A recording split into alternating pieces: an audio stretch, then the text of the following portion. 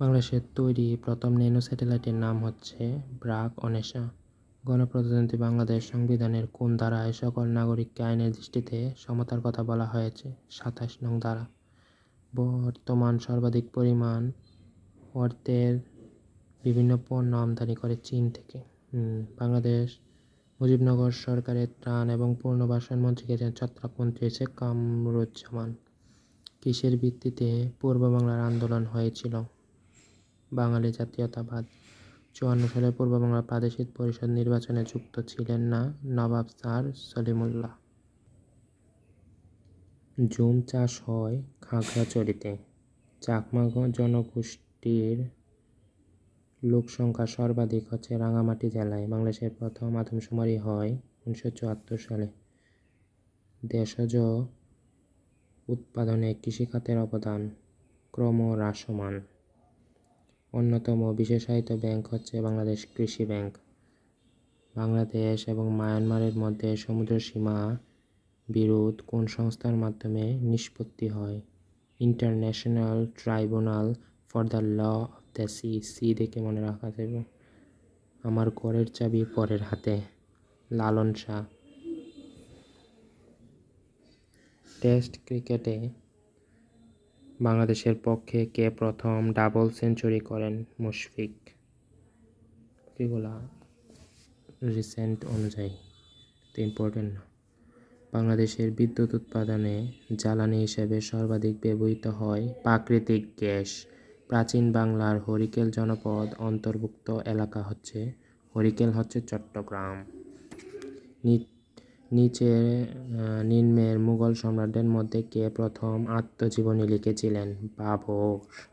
ঐতিহাসিক ৬ দফা ঘোষণা হয় ১৯৬৬ সালের ফেব্রুয়ারিতে। ৬৬ সালের ফেব্রুয়ারিতে ৬ দফা ঘোষণা হয়।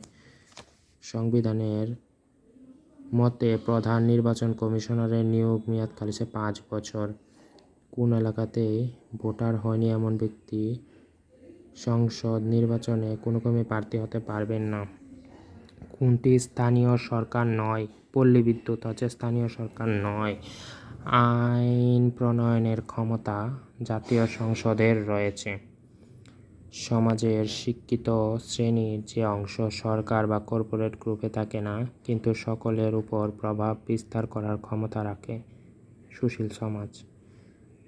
গণপ্রজাতন্ত্রী বাংলাদেশ রাষ্ট্রপতি পদে নির্বাচিত হওয়ার জন্য ন্যূনতম বয়স হচ্ছে ৩৫ বছর। জাতীয় আয় গণনায় দেশের অর্থনীতিকে কয়টি খাতে ভাগ করা হয়? ১৫টি। মায়ানমারের সাথে বাংলাদেশের কয়টি জেলার সীমান্ত রয়েছে? মায়ানমারের সাথে হচ্ছে ৩টা। মায়ানমারের রোহিঙ্গারা তাদের নাগরিকত্ব হারায় ১৯৮২ সনে। পার্বত্য চট্টগ্রাম শান্তি চুক্তি কত সালে স্বাক্ষরিত হয়? ১৯৯৭ সালে। কোন উদ্ভিদ কেবল ম্যানগ্রোভ বনাঞ্চলে দেখা যায়? নিপা পাম। গঠন রীতিতে শ্রীকৃষ্ণ কীর্তন কাব্য মূলত একটা নাট্যগীতি।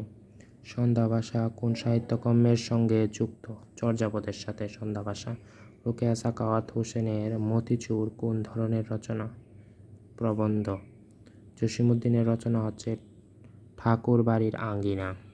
মুক্তিযুদ্ধের পটভূমিতে রচিত কাব্যগ্রন্থ হচ্ছে বন্দি শিবির থেকে।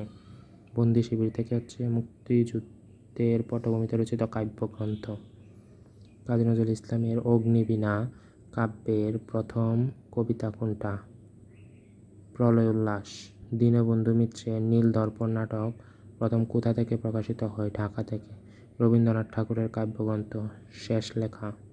নদী ও নারী উপন্যাসের রচয়িতা হচ্ছে হুমায়ুন কবির। নদী ও নারী হুমায়ুন কবির।